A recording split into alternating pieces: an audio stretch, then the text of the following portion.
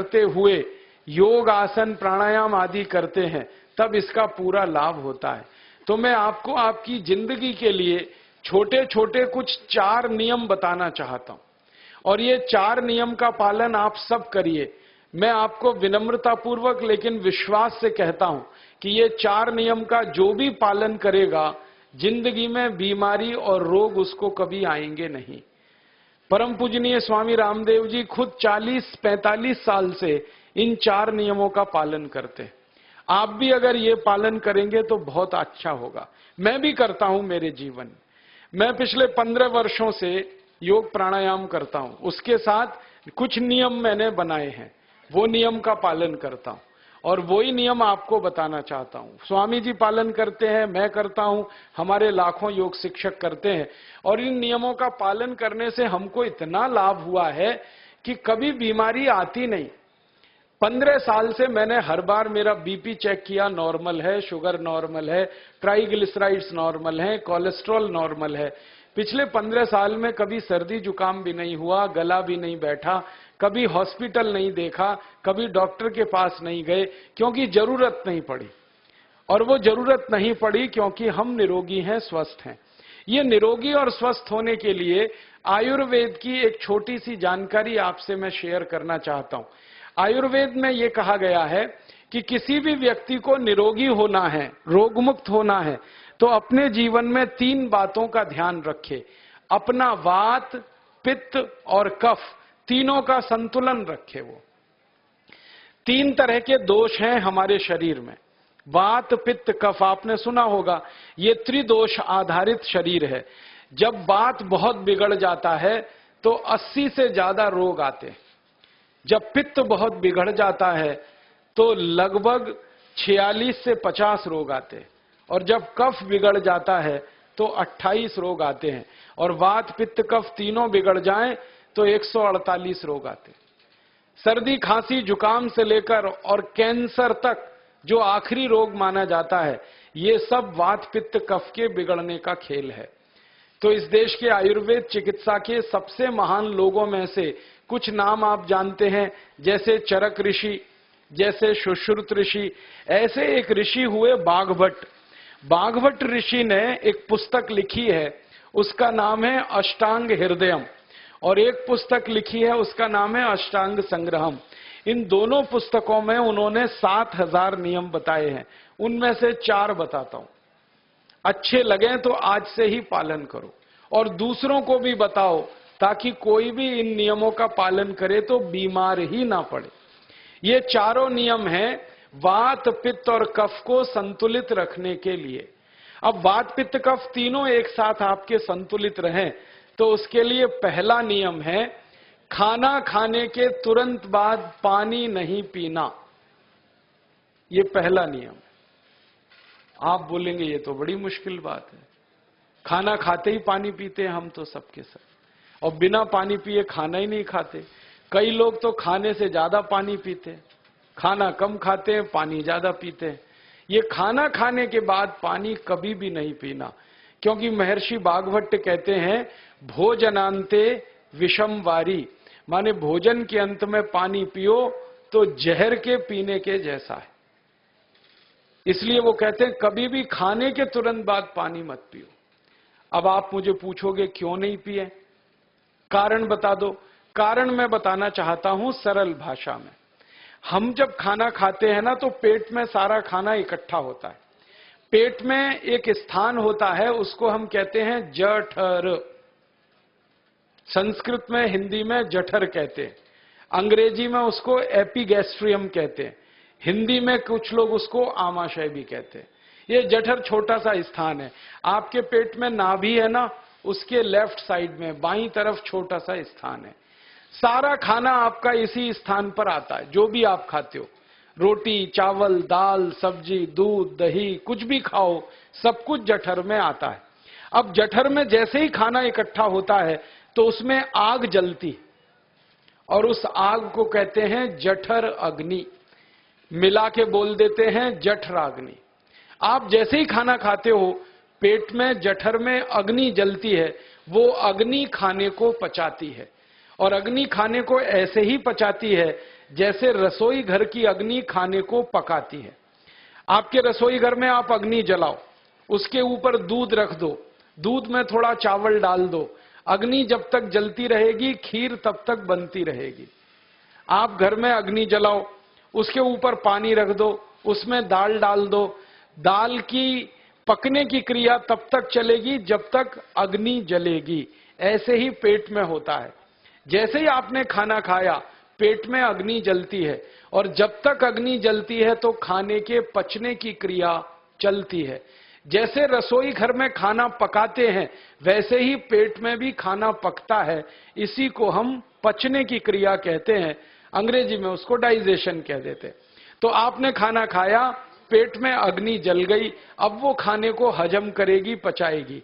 अब मुझे एक प्रश्न का उत्तर दो आप, कि जैसे ही आपने खाना खाया पेट में अग्नि जल गई और वो खाने को पचा रही है, तुरंत आपने गट गट गट गट पानी पी लिया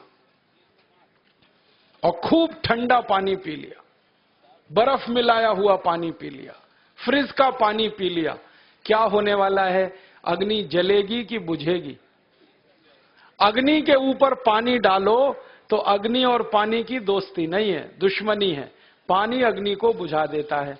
तो आपने खाना खाया, अग्नि जली, पीछे से गटगट पानी पी लिया, अब अग्नि शांत हो गई, अब खाना पचेगा नहीं, तो वो पेट में पड़ा पड़ा सड़ेगा, और सड़ा हुआ खाना 100 से ज्यादा विष पैदा करेगा, और वो 100 विष आपकी जिंदगी को नरक बना देंगे, और जिंदगी भर आप बीमार पड़े रहेंगे। आपको मालूम है, कई लोग कहते हैं मुझे पेट में बहुत गैस बनती है। ये गैस उन्हीं को बनती है जिनका खाना हजम नहीं होता। कोई लोग कहते हैं कि मुझे पेट में जलन होती है, ये जलन उन्हीं को होती है जिनका खाना पचता नहीं। कोई कहते हैं कि मेरे पेट में एकदम गुम हो जाता है, फूल जाता है, ये सब वो लक्षण हैं जब खाना पचता नहीं।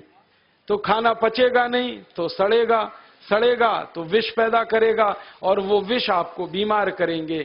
इसलिए महर्षि भागवत ने कहा, खाना खाते ही पानी मत पियो। समझ में आया?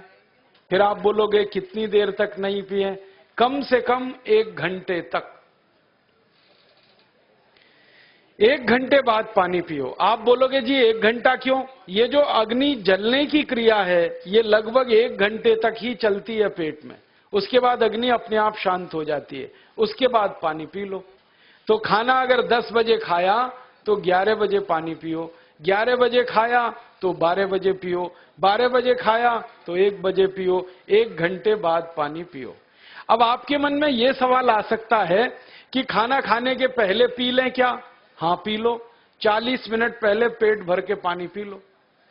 10 बजे खाना खाना है, 9:20 पे खूब पानी पी लो, जितना पी सकते हो। 11 बजे खाना खाना है, 10:20 पे पी लो, खूब पानी पी लो, 40 मिनट पहले। आप और एक सवाल पूछ सकते हो कि अच्छा ठीक है, खाने के बाद पानी तो नहीं पिएंगे, कुछ और पी सकते हैं क्या पानी को छोड़कर? तो उसके लिए भागवत जी कहते हैं कि खाने के तुरंत बाद अगर पीना है तो दही की लस्सी पियो, मट्ठा। खाने के बाद अगर तुरंत पीना है तो फलों का रस पियो, गन्ने का रस पी लो, संतरे का रस पी लो, मौसमी का रस पी लो, अनार का रस पी लो। अब आप कहोगे ये सब महंगी महंगी चीजें बता रहे हैं, गन्ने का रस, संतरे का रस, अनार का रस, पैसे तो है नहीं।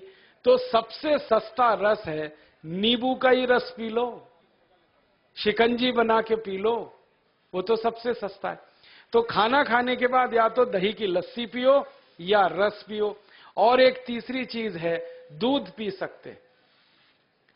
तो खाने के तुरंत बाद पीना है तो दही की लस्सी या मट्ठा, खाने के तुरंत बाद पीना है तो कोई फल का रस, खाने के तुरंत बाद पीना है तो दूध। पानी 1 घंटे बाद पियो। और अगर एक बात ध्यान रखो तो अच्छा है कि सवेरे खाना खाते हैं जिसको हम ब्रेकफास्ट कहते हैं, नाश्ता, तो फलों का रस पीना अच्छा, दोपहर को खाना खाएं तो लस्सी और मट्ठा पीना अच्छा, और रात का खाना खाएं तो दूध पीना अच्छा। जो लोग इस नियम का पालन कर सकते हैं जिंदगी में कभी भी 80 रोग उनको नहीं हो सकते। वात पित्त कफ तीनों ही इस एक छोटे से नियम से संतुलित रहते हैं। तो ये पहला नियम मैंने आपसे कहा। दूसरा नियम एक और है, और वो नियम ये है कि पानी कभी भी पियो, घूट घूट भर के पियो। जैसे गरम चाय पीते हैं, गरम कॉफी पीते हैं, गरम दूध पीते हैं, एक एक घूट भर के, एक एक सिप करके, ऐसे ही पानी पीने की आदत डालो। ये मुंह में एक बार गिलास लगा लिया, गटागट उसको खाली कर दिया, ये तरीका गड़बड़ है। एक घूट पानी, दो घूट पानी एक बार में उतना ही पियो। आप बोलोगे ये क्या चक्कर है? बात ऐसी है कि एक एक घूट पानी जब हम पीते हैं तो मुंह की लार पानी के साथ मिलकर पेट में अंदर जाती है, और ये जो मुंह की लार होती है ये क्षारीय होती है, और पेट में हमेशा अम्ल बनता रहता है। तो एक घूट पानी पिया, मुंह की लार इसके साथ अंदर गई, दो घूट पिया और ज्यादा गई, बार बार लार अंदर जाएगी तो क्षार पदार्थ पेट के अम्ल के साथ मिलेगा। पेट में अम्ल बनता है, मुंह में लार क्षारीय होती है। तो ये क्षार को अम्ल में मिला दिया जाए और ये अच्छे तरीके से मिलकर पेट में जाए तो कभी भी कोई व्यक्ति के पेट को अम्लता नहीं होती, एसिडिटी नहीं होती। और पेट में अम्लता नहीं होती तो रक्त में अम्लता नहीं होती, और जिनके रक्त में अम्लता नहीं होती उनकी जिंदगी में कभी भी वात पित्त कफ के असंतुलन की स्थिति पैदा नहीं होती। इसलिए पानी घूट घूट करके पीना। मैं आपको एक छोटा सा मेरा ऑब्जर्वेशन बताता हूं, परीक्षण। आप भारत देश में या दुनिया में कहीं भी जाओ, मनुष्य को छोड़कर पशु पक्षियों को देखना शुरू करो, वो पानी कैसे पीते। किसी चिड़िया को पानी पीते हुए देखो, किसी पक्षी को पानी पीते हुए देखो, वो चोंच के एक बूंद ही के बराबर ही पानी उठाता है। एक बार में एक बूंद पानी लेगा, फिर थोड़ी देर चोंच चलाएगा, फिर पिएगा, फिर दूसरी बूंद लेगा, फिर चोंच चलाएगा, फिर पिएगा, फिर तीसरी बूंद। एक एक बूंद पक्षी पानी पीता है। कुत्ते को पानी पीते हुए देखो, चाट चाट के पानी पीता है। शेर को पानी पीते हुए देखो, चाट चाट के पानी पीता है। जितने जानवर चाट कर पानी पीते हैं, जितने पक्षी एक एक घूंट पानी पीते हैं, किसी भी पक्षी और किसी भी जानवर को डायबिटीज नहीं है, किसी को अर्थराइटिस नहीं है, कोई पक्षी ओवरवेट नहीं है, कोई पशु ओवरवेट नहीं है। वो सब स्लिम और ट्रिम हैं, क्योंकि वो इतने होशियार हैं कि पानी चाट के पीते हैं या घूट घूट करके पीते। अब मुझे ये हैरानी होती है कि ये पशु पक्षियों को कौन सिखाता है? वो अपने जन्म से ये ज्ञान सीख के आते हैं। उनका कोई गुरु नहीं है, उनका कोई विद्यालय नहीं है, उनके कोई प्रशिक्षण शिविर नहीं लगते, फिर भी उनको इतनी अकल है कि पानी घूट घूट पीना। और हम ये मनुष्य जिनके इतने गुरु, इतने विद्यालय, इतने कॉलेज, सीखने वाले, सिखाने वाले, और हम मूर्खों के मूर्ख गटागट गटागट पानी पीते रहते हैं। तो पानी पीने का तरीका बदल दो, घूट घूट भर के पानी पियो। ये दूसरा नियम है। तीसरा नियम है कि जिंदगी में कितनी भी प्यास लगे, ठंडा पानी कभी मत पियो। बर्फ डाला हुआ पानी, फ्रिज में रखा हुआ पानी, वाटर कूलर का पानी जिसका तापमान बहुत कम है, ये कभी मत पीना। क्यों? क्योंकि शरीर आपका गर्म है और पानी ठंडा है। अब होता क्या है वो मैं समझाता हूं सरल भाषा में। पेट तो गर्म है, अब इसमें ठंडा पानी डाल दिया आपने तो अंदर झगड़ा होता है। और झगड़ा क्या होता है?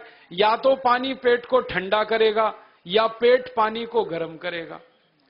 अगर पानी ने पेट को ठंडा कर दिया तो पेट के ठंडा होते ही हृदय ठंडा होता है, हृदय के ठंडा होते ही मस्तिष्क ठंडा होता है, मस्तिष्क के ठंडा होते ही आदमी ठंडा होता है, और आदमी ठंडा होते ही राम नाम सत्य होती है। आपको मालूम है, जब शरीर ठंडा पड़ जाता है तो घर में भी नहीं रखते, निकाल के बाहर सड़क पर रख देते। जो घर आपने बनाया अपनी मेहनत से, शरीर के ठंडा पड़ते ही निकाल बाहर करते हैं उस घर में से, और फिर चिल्लाने लगते हैं, लेके जाओ, जल्दी लेके जाओ, इसको जला के आओ। माने ठंडे शरीर की इज्जत नहीं है। तो ठंडा पानी क्यों पी रहे हो भाई? बंद कर दो। कोई जानवर ठंडा पानी नहीं पीता, कोई पक्षी नहीं पीता। तो आप ये ठंडा पानी पीना बंद करो, सादा पानी पीना शुरू करो। और गर्मी के दिनों में बहुत अगर आपको तकलीफ है तो मिट्टी के घड़े का पानी पी लेना, फ्रिज का और बर्फ का नहीं पीना। ये तीसरा नियम है। और